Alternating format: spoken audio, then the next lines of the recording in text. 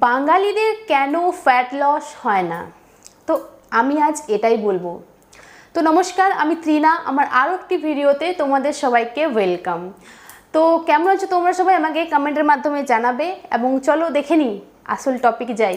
কেন বাঙালিদের fat loss হয় না? আচ্ছা, আপনারা কি জানেন, রোজ সকালে হাঁটাহাঁটি, পার্কে গিয়ে স্ট্রং ডায়েট এছাড়াও আরও অনেক কিছুই করে বাঙালিরা, কিন্তু কেন ফ্যাট লস করতে পারে না? জানেন কি কেন পারে না ফ্যাট লস করতে? এমন কোনো কিছু নয় যেটা হয়তো জানলে আপনারা অবাক হয়ে পড়বেন, এমন কিছুই ব্যাপার নয়। এটা একটা সিম্পল সায়েন্স যে কেন বাঙালিরা ফ্যাট লস করতে পারছে না। তো আজকের ভিডিওর মাধ্যমে আমি এমন 5টি বৈজ্ঞানিক উপায় বলবো যেটার মাধ্যমে আপনারা বুঝতে পারবেন কেন বাঙালিদের ফ্যাট লস হয় না। আমি একজন বাঙালি, আমি বুঝতে পারি প্রবলেমগুলো। তো সেই কারণে আমি আপনাদের সাথে আজকে শেয়ার করব আমার রিয়েল লাইফ এক্সপিরিয়েন্স। আপনি যদি একজন বাঙালি হন, আমার কথা শুনে মন খারাপ করার কোনো দরকার নেই। আমি যেমন কারণগুলো বলবো, আমি সেই প্রত্যেকটি কারণের সমাধানও বলবো। আমি যেমন ভুলগুলো দেখাবো, ভুলের সমাধানগুলোও আপনাদের বলবো। তাই কোনো টেনশন, কোনো চিন্তা না করে ভিডিওটি লাস্ট পর্যন্ত দেখবেন, স্কিপ না করে দেখবেন। কারণ আপনি যদি স্কিপ করেন তাহলে বুঝতে পারবেন না। তাই স্কিপ না করে পুরো ভিডিওটি দেখবেন। এবং 4 নাম্বার এবং 5 নাম্বার পয়েন্টটি হতে চলেছে সবথেকে ইন্টারেস্টিং। ওটি যদি আপনি মিস করে যান তাহলে আপনার পুরো দেখাটাই বেকার হয়ে যাবে। তাই ভিডিওটি স্কিপ না করে পুরো ভিডিওটি দেখুন। আমাদের প্রথম পয়েন্টটি হলো ইনসুলিন স্পাইক। আমরা হলো মাছে ভাতে বাঙালি, আমাদের ভাত ছাড়া চলে না। আমরা কি করি? আমরা ভাত একটু বেশিই খাই। ভাত হলো সিম্পল কার্বস। আমরা যখন পুরো দিন ভাত খেতে থাকি, ধরুন আমরা ভাত খাচ্ছি, ভাতটা যেহেতু সিম্পল কার্বস, ভাত খাওয়া মাত্রই আমাদের শরীরে ইনসুলিন স্পাইক করে, রক্তে আমাদের গ্লুকোজের মাত্রাটা বেড়ে যায়। এবং যখন আমাদের রক্তে গ্লুকোজের মাত্রাটা বেড়ে যায়, ইনসুলিনটা স্পাইক করে, আমাদের কিন্তু তখন ফ্যাট লস পুরোপুরি বন্ধ হয়ে যায়। বাট আমরা এই ব্যাপারটাই জানি না। আমরা তো পুরো দিন ভাত খাই, সকালেও ভাত খাই, দুপুরেও ভাত খাই, রাত্রিতেও ভাত খাই। এবং আমরা ভাবি আমরা তো এইটুকু ভাত খাচ্ছি, তাতে কেন ফ্যাট লস হবে না? আমি তো মেপে একদম এইটুকু খাচ্ছি, এক থালা তো ভাত খাচ্ছি না, এটুকুই তো খাচ্ছি। কিন্তু ভাত যেহেতু সিম্পল কার্বস, আপনি যখন ভাত খাচ্ছেন আপনার ওই জন্য ইনসুলিন স্পাইক হচ্ছে, ফলে আপনার ফ্যাট লসটা পুরোপুরি বন্ধ হয়ে যাচ্ছে। কারণ ইনসুলিন হচ্ছে ফ্যাট স্টোরেজ হরমোন। আমাদের 2 নাম্বার পয়েন্ট হলো হিডেন ক্যালোরি। এটা হলো খুব ইন্টারেস্টিং। আপনি হয়তো ভাবছেন, ডায়েটিং করছেন, ভাবছেন আমি তো পটল খাচ্ছি, লাউ খাচ্ছি বা বেগুন খাচ্ছি, মানে সবজি খাচ্ছেন, এটা নিশ্চয়ই খুব ভালো একটা ডায়েটিং করছেন। কিন্তু আপনি সেটা কেমনভাবে খাচ্ছেন সেটা সবথেকে বেশি ম্যাটার করে। কেমনভাবে খাচ্ছেন? আপনি কি জানেন 1 গ্রাম কার্বোহাইড্রেট বা প্রোটিনে থাকে মাত্র 4 ক্যালোরি, কিন্তু সেখানে 1 গ্রাম তেলে থাকে 9 ক্যালোরি। এবার আপনি ভাবছেন এটা আমি কেন বললাম? দেখুন, আপনি ভাবছেন আমি পটল খাচ্ছি বা বেগুন খাচ্ছি বা লাউ খাচ্ছি। পটলটা আপনার বাঙালিরা কিভাবে খায়? আমি তো নিজে বাঙালি, আমি জানি কিভাবে পটল রান্না হয়। আলু পটলে বেশ রসি একটা আলু পটল কষা হবে, আপনি ভাবছেন আমি পটলের সবজি খেলাম বা পটল ভাজা খেলেন।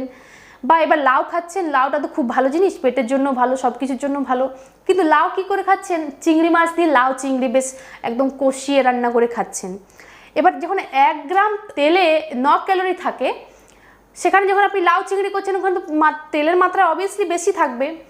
এবার ওখানে লাউয়ের থেকে তেলের মাত্রাটা এতটাই বেশি হয়ে যাবে, লাউটাও আনহেলদি হয়ে যাবে।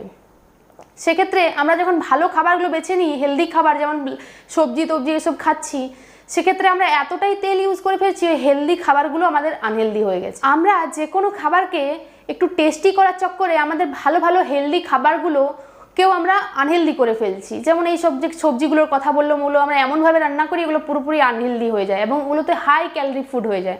এমনিতে সবজি কিন্তু লো ক্যালোরি ফুড। আপনি যদি সবজি খান এমনি সেদ্ধ করে, ওটা একদম লো ক্যালোরি ফুড, ওখানে সেরকম কোনো ক্যালোরি থাকে না, ফ্যাট লসের জন্য খুবই ভালো। কিন্তু যখন আপনি সেটাকে বেশ রসিয়ে রান্না করবেন একদম তেল ঝাল দিয়ে, সেটা ডাবলের থেকে ট্রিপল ক্যালোরি হয়ে যাবে। তো এখানে এই জিনিসটা আমাদের মাথায় রাখতে হবে যে আপনি সবজিটা কিভাবে রান্না করে খাচ্ছেন। ফ্যাট লস তো করছেন, সবজি তো খাচ্ছেন, কিন্তু কিভাবে খাচ্ছেন এটা খুব ইম্পর্টেন্ট। আমাদের 3 নাম্বার পয়েন্ট হলো প্রোটিনের অভাব। আমরা যে খাবারগুলো খাচ্ছি, মানে আমরা যে ডায়েটিং করছি, ধরুন এটা ওটা খাচ্ছি, খাবারগুলো যে হজম হচ্ছে শরীরে, সেটার জন্য ক্যালোরির প্রয়োজন হয়। এটাকে বলা হয় থার্মিক এফেক্ট অফ ফুড। এবং অন্য সব খাবারের তুলনায় প্রোটিন হজম করতে আমাদের শরীরে সবথেকে বেশি ক্যালোরি খরচা হয়। আমাদের শরীরে 30% ক্যালোরি খরচা হয় প্রোটিন হজম করতে। কিন্তু আমাদের বাঙালি খাবারে প্রোটিন একেবারে নেই বললেই চলে। আমরা হয়তো মাছের ঝোল ভাত খাচ্ছি, কিন্তু মাছ কতটুকু খাচ্ছি? মাছে যেহেতু প্রোটিন থাকে, আমরা ভাবছি মাছ খাচ্ছি, মাছের ঝোল দিয়ে ভাত খাচ্ছি, বাট মাছ থাকে কতটুকু? মাছ সেই 1 পিস থাকে না, বা 2 পিস, কিন্তু আমাদের পুরো দিনের যে একটা প্রোটিন রিকোয়ারমেন্ট থাকে সেটা কি ফুলফিল হচ্ছে না। কিন্তু প্রোটিন যতই কম হোক, ভাত কিন্তু আমাদের থালাতে ভর্তি করে থাকে একদম, এবং সেই কারণেই আমাদের মেটাবলিজমটা স্লো হয়ে যায়, এবং মেটাবলিজম যখন স্লো হয়ে যাবে তখন অটোমেটিক্যালি আপনার ফ্যাট বার্নটা কম হবে। তো আমাদের চেষ্টা করতে হবে মেটাবলিজমটা বুস্ট করার, এবং মেটাবলিজম বুস্ট করার জন্য আমাদের বেশি করে প্রোটিন খেতে হবে। আমাদের 4 নাম্বার পয়েন্ট হলো কার্ডিও বা মেটাবলিক অ্যাডাপশন। আমরা হলাম বাঙালি, আমরা সবসময় শর্ট অপশন খুঁজি, মানে যেখানে একদম কষ্ট একটু কম করলেই হবে, মানে সেরকম কিছু মেহনত করতে আমাদেরকে হবে না, মানে কম ইয়েতে আমরা যেন রেজাল্ট পাই। আমরা সবসময় ভাবি আমরা কষ্ট করব না, কিন্তু রেজাল্টটা আমরা প্রপার চাই। কিন্তু এই ক্ষেত্রে আমরা কি করি, আমরা বিকেলে গিয়ে একটু হাঁটাহাঁটি করে নিই, সকালবেলাতে একটু হাঁটাহাঁটি করে নিই, কিন্তু শুধু হাঁটলেই, আপনি হয়তো দিনের পর দিন হাঁটছেন, ওখানে একটা টাইমের পর গিয়ে দেখবেন আপনার ফ্যাট বার্ন পুরোপুরি বন্ধ হয়ে যাবে, আর হবে না। একটা জিনিস যখন আপনি কন্টিনিউ আপনি হাঁটছেন বা হয়তো জগিং করছেন, ওখানে আপনার ফ্যাট বার্ন একটা টাইমের পর বন্ধ হয়ে যাবে। আমরা বাঙালিরা সবসময় ফোকাস করি কার্ডিওর উপরে, কিন্তু আমাদের কি করতে হবে, আমাদের স্ট্রেংথ ট্রেনিং করতে হবে, আমাদের শরীরের মাসল বাড়াতে হবে। আমাদের ফ্যাট লসের জন্য প্রথমে প্রয়োজন হলো শরীরের মাসল, এবং মাসল কি করে আসবে, আমাদেরকে স্ট্রং ওয়ার্কআউট করতে হবে, আমাদেরকে ওয়েট ট্রেনিং করতে হবে, হার্ড ওয়েট ট্রেনিং, নাহলে কিন্তু আমাদের মাসল হবে না। এবং আমাদের শরীরে যত বেশি মাসল থাকবে আমাদের তত বেশি ক্যালোরি খরচা হবে। এবং তাছাড়াও আপনি যখন ওয়েট ট্রেনিং করবেন স্ট্রংভাবে, যদি খুব ভালোভাবে ওয়েট ট্রেনিং করেন, হাই ইন্টেন্সিটি ওয়ার্কআউট করেন, তখন আপনার একটা আফটার বার্ন এফেক্ট থাকবে। মানে আপনি হয়তো ঘুমোচ্ছেন ওয়ার্কআউট করে, রাত্রিবেলাতে হয়তো ঘুমোচ্ছেন, আপনার সেখানেও কিন্তু ক্যালোরি বার্ন হচ্ছে, আপনার ফ্যাট লস হচ্ছে। আমাদের 4 নাম্বার পয়েন্ট হলো কর্টিসল বা ভিসারাল ফ্যাট। আমাদের বাঙালিদের মধ্যে বদভ্যাসে ভর্তি। আমাদের আমাদের দিনের শুরুটা বদভ্যাস দিয়ে হয়, দিনের শেষটাও বদভ্যাস দিয়েই হয়। আমরা কি, আমাদের একটা দেরিতে ঘুমোনো এবং খাওয়ার যে রুটিন সেটা খুব বাজে। আমাদের একটা, এই যে খাবো হয়তো আমরা অনেক রাত্রি করে খাই, এবং ঘুমাবো সেটাও আমরা অনেক রাত্রি করে ঘুমোই, ঠিক টাইমে খাইও না, ঠিক ইয়েতে ঘুমাইও না আমরা।